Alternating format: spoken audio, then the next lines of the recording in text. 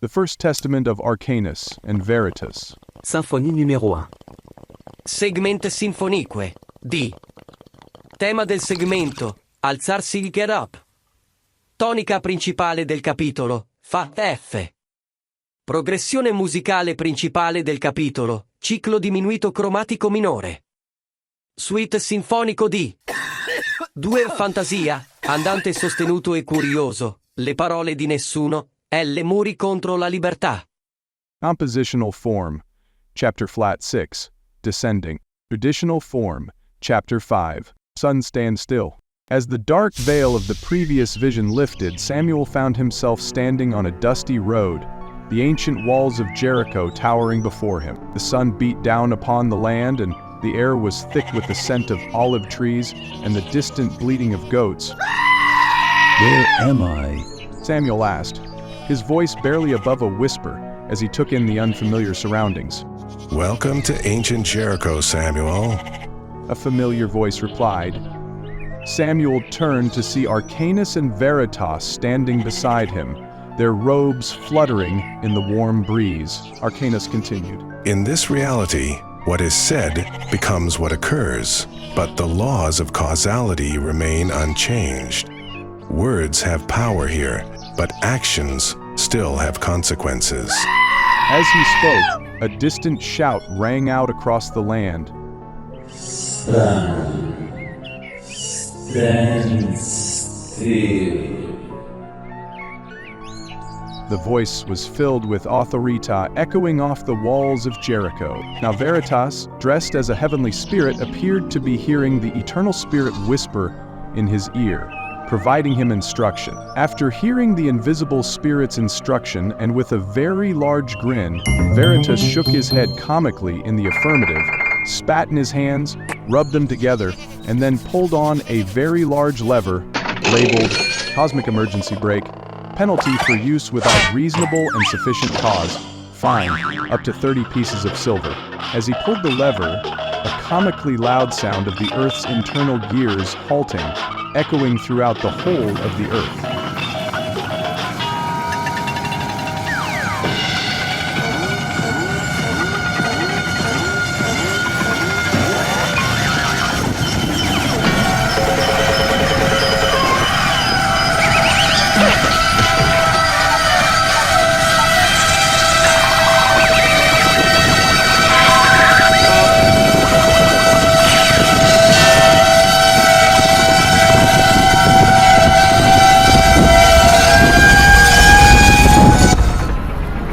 Instant, the world seemed to lurch beneath their feet.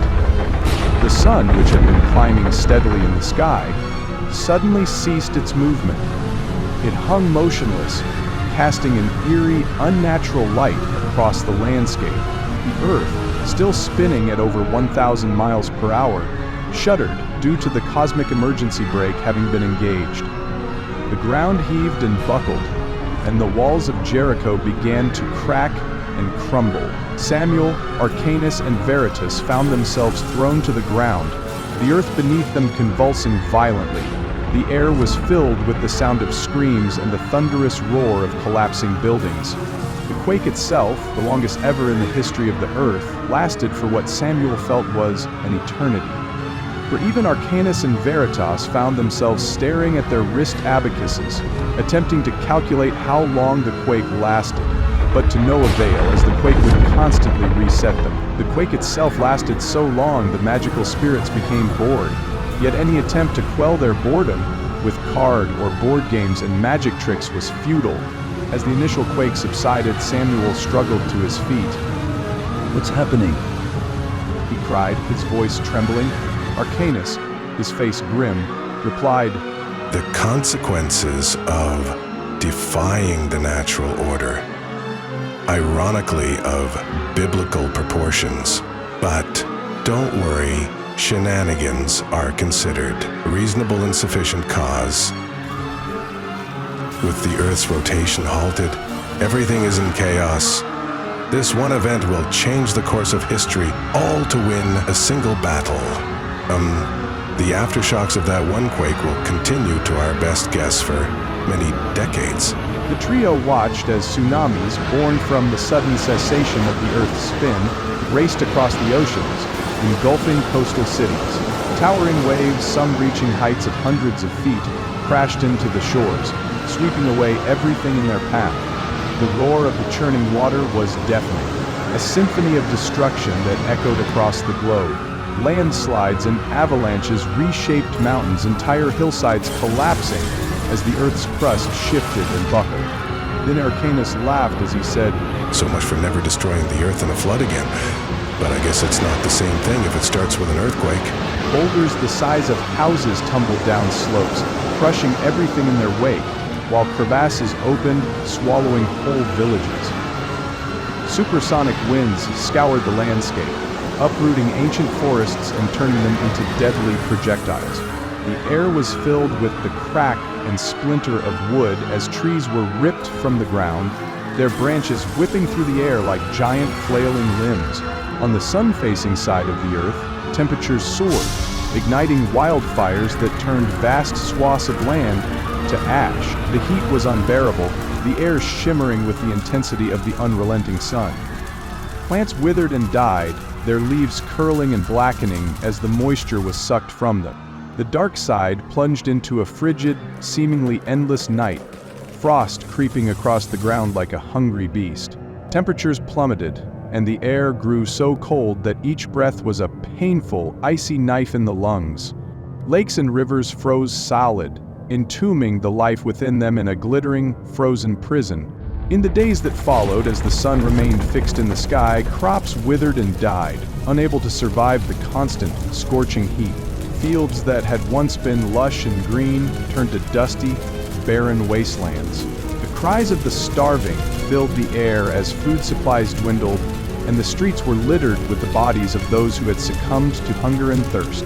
Societies crumbled as panic set in, and the thin veneer of civilization was stripped away. Wars erupted as nations fought over dwindling resources, the clash of weapons and the screams of the dying mingling with the howling of the relentless winds. Arcanus, his voice heavy with sorrow, spoke, The damage is catastrophic. Even if the sun were to move again, the Earth would never be the same. The loss of life, the destruction of ecosystems, it's beyond comprehension. The delicate balance that allowed life to flourish has been shattered. Many species will be lost forever, driven to extinction by these sudden and drastic changes. The Earth will bear the scars of this event for eons to come.